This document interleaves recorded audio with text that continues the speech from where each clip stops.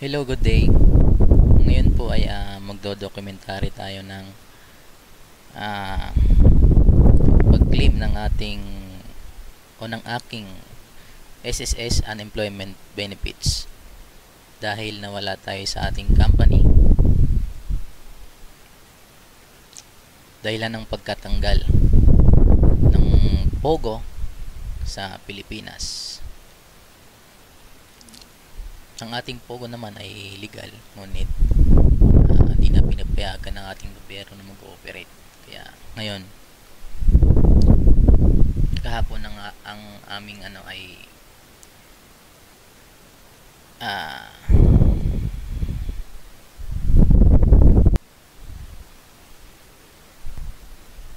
so pupunta tayo ngayon sa ating SSS portal muna.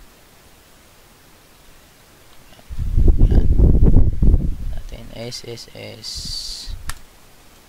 tayo sa member.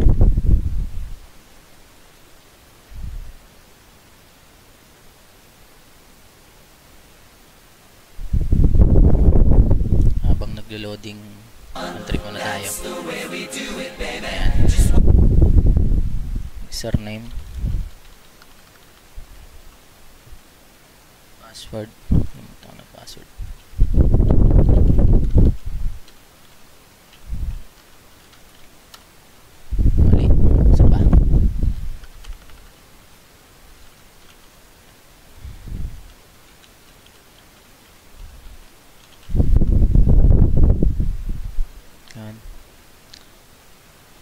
Pupunta tayo dito, kakapay natin dito kung saan dito. So ito benefits, click natin to. Sorry, only qualified female member allowed to submit maternity. Okay, dito tayo sa apply for unemployment benefit. Ayan. So mailing address natin ay tama naman, active mobile number tama, 99 wala, email address para makapag-apply na tayo dito, mag-email sa atin sa active email address natin.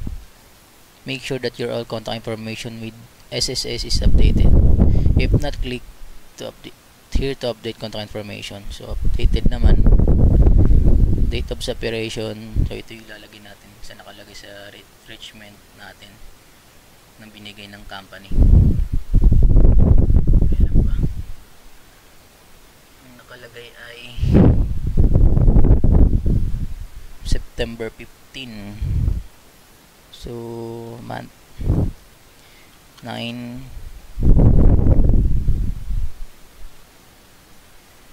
9/15/2024. Ba't 18? Ba't 15? Tama. September 9/24 9/15/2024. So September 15. Proceed natin. Ayan. Pilapan natin ito. Employer name W Bridges. Ito na, may nakalagay na agad dito eh. So, employment category of date of separation. Okay. Mine worker resource not base. So ilagay natin dito covered employee. Select covered employee. Then preferred office. So Dole NCR. Okay. Dole.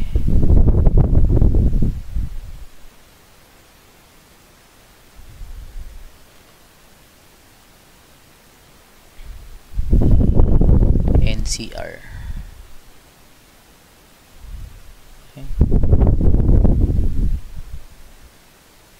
Manila, Makati, Pasay. So lagyan natin dito ay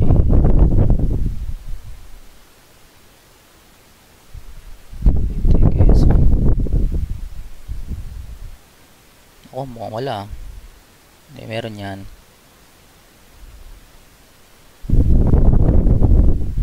Hindi naka-alphabetical. Manila, Makati, Pasay. So office namin ay Paranaque, walang Paranaque dito. Lagyan natin NCR. Isabela, Carino, Batanes, Aurora, Batanes, Bulacan, Nueva Pampanga, Tarlac, Nambales.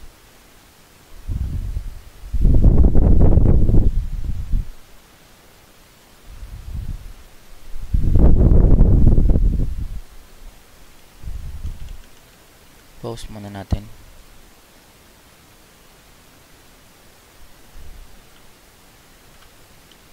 Ilalagay natin dito ay para sa office ko ay Makati, Pasay. Ito.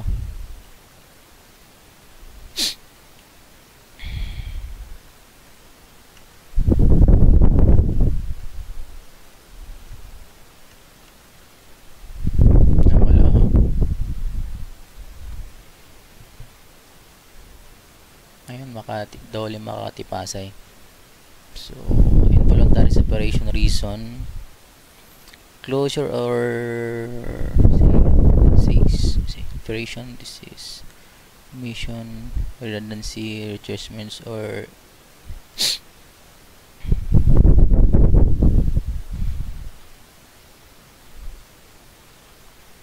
so, ang ilalagay natin dito sa reason ay closure, di naman nag-close. Condition, crime, redundancy, retrenchment, economic, natural, installation, labor, serious inhuman with pending legal. So, ang nakalagay naman sa papel namin ay retrenchment or ano basahin ba to? Basta retrenchment or pag-dismiss sa mga employee na sa kadahilang pagsasarangan ng Pogo dahil sa gobyerno hindi na pinapayagan na mag-operate pa ang Pogo. Retrenchment ito.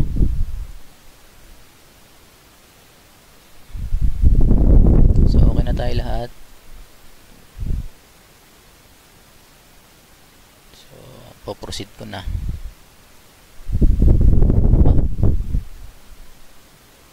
Service na available, kaya ulitin natin nga. Ganon. Mas sobrang tagal. W bridge. Covered employee. Dahil mga nagbasa return. So, proceed natin. Ayun. So, ito yung ano. So, meron tayong approximate or siguro hindi naman exact no may bibigay. Please be informed that the estimated amount of your employment benefit is 14,116.67 centavo due to your involuntary provision from employment September 15. So, ito. So check natin. Address, separation, September 15, W Bridge, cover employee doon. Okay, so proceed natin. Yan. So, picture natin.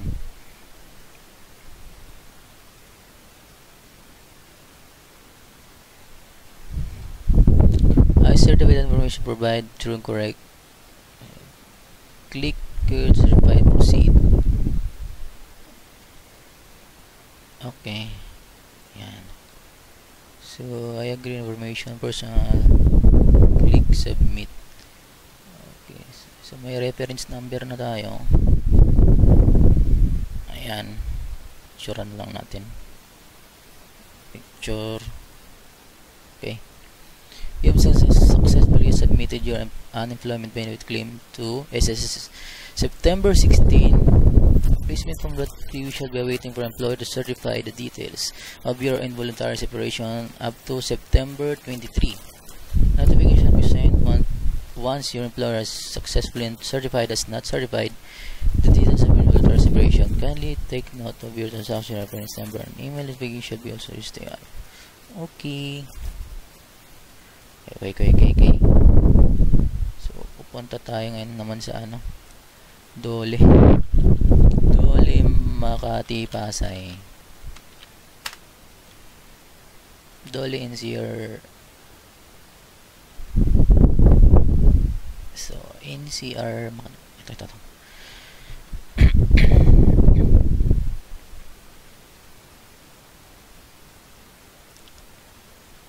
Ano ba to?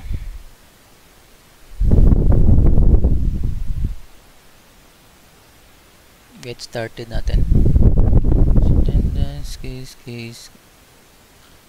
Pause mo. Ayan, nakita ko na. Ito. Click natin tong Certificate of Involuntary Separation or SSS. Ayan. Certificate.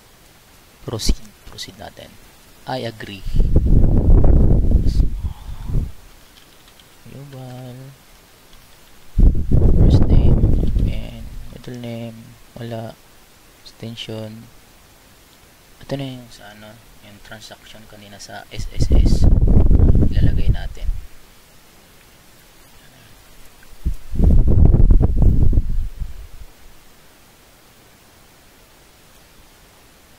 Ayan.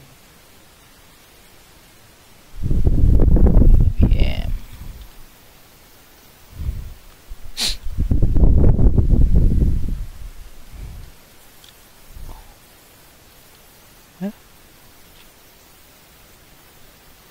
Okay. UBM W 125 2024 0916 September 16, and then 12/5/60. So check natin ulit. UBMW 125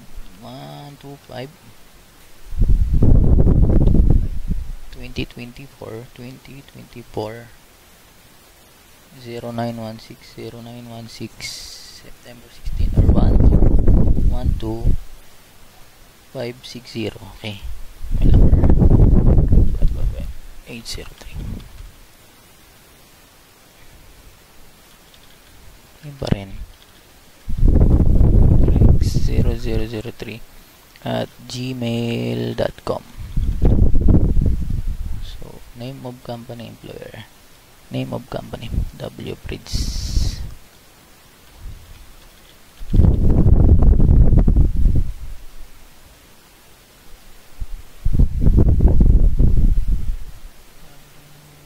Manpower Bridges, Manpower Corp.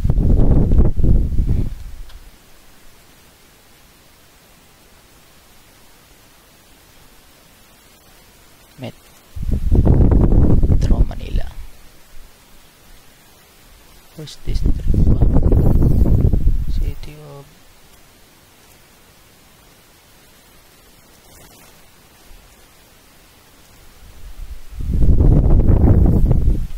pause muna natin.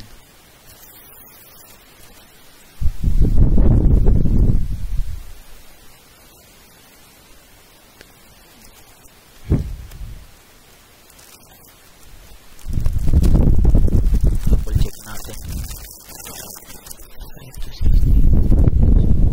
So, copy of notice of termination of employment issued by employer, duly notarized affidavit termination. That's it.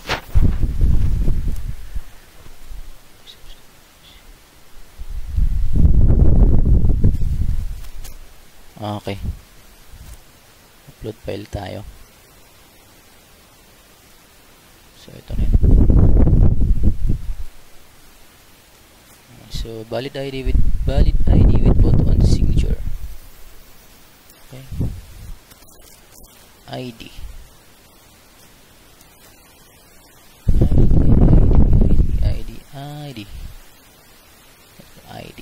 So, here na. Attachment.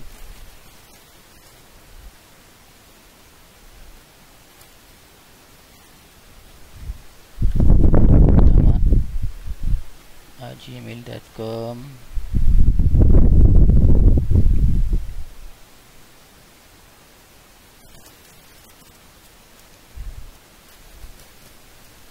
Itong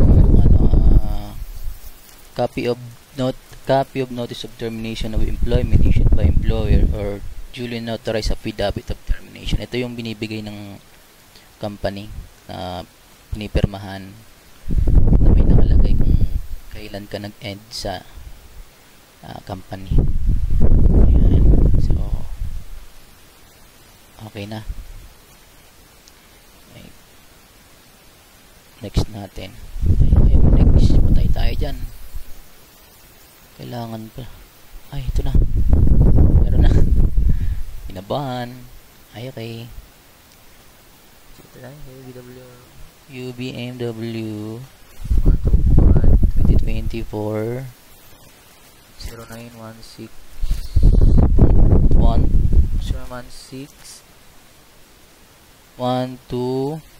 560. Okay. Submit natin, submit.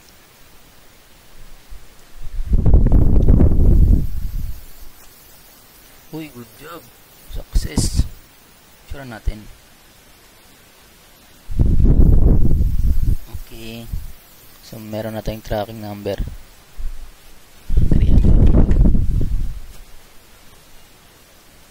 So, okay na tayo. Punta tayo sa email address.